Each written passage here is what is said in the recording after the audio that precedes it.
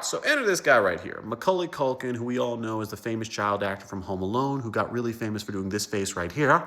And yeah, he's actually living a really cool life right now where he's married to Brenda Song, he has 2 kids, and after going through years of issues with his dad being very abusive and avoiding Hollywood, he really seems back and happy doing it, and he's so happy he's saying something I'm shocked, and that's that he wants another Home Alone movie. I think people forget how big of a deal Home Alone was, where in 1990 it was the biggest movie of the year, making $477 million on a budget of $18 million, and it put Macaulay Culkin on the map, even though he was only paid $100,000 for it. Hey, then things came back for him big time with Home Alone 2, where he was paid $4.5 million for the sequel, which at the time was the highest salary a kid ever got for a movie. Yeah, from there, he just became Richie Rich, not only on screen, but in real life, where he got paid $8 million for Richie Rich, $8 million for The Good Son, and off of all the endorsement deals and other movies, he made about $40 million before he was a teenager. But the problem was his dad was a complete and total psychopath, where he took a lot of his money from him, and Macaulay Culkin even was considering getting emancipated when he was 15, where his dad was just a psycho failed actor who was jealous of his sister Bonnie Bedelia because she became a successful actress and he failed. But because of this, Macaulay Culkin made the decision at 14 he was going to retire from acting, partly because of his dad and partly because people in Hollywood were just trying to keep him a kid forever and he didn't want to do that.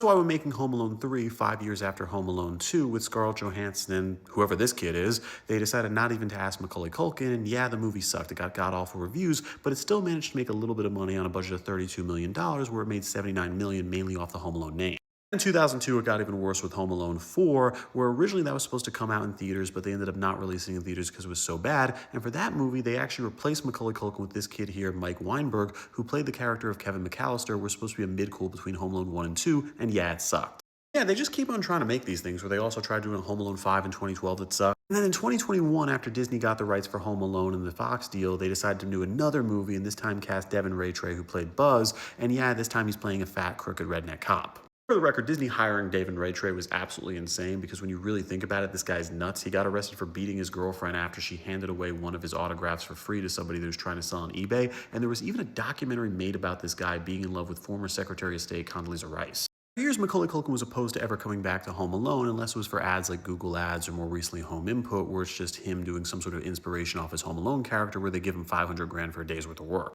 Now recently said he changed his mind on that and would be willing to do another Home Alone movie, mainly because he realized how much his kids love the movies and it's inspired him becoming a dad. I gotta be honest, the idea he proposed absolutely sucks, where he wants to do a movie about him having a son who pranks him all day, and that's what the Home Alone movie's about. Then what I think they should do is this: not do another Home Alone movie, we've had enough of those. Instead, they should make a movie called Kevin's Home and make it less like Home Alone and more like the movie Meet the Parent. What you do is you make it a movie about Macaulay living in New York playing Kevin, being engaged to a woman played by Brenda Song. You should instead focus on him being nervous about introducing them to his family, and there's a bunch of hijinks of them being introduced, but with that, I'm Charles Pearl, subscribe to learn something.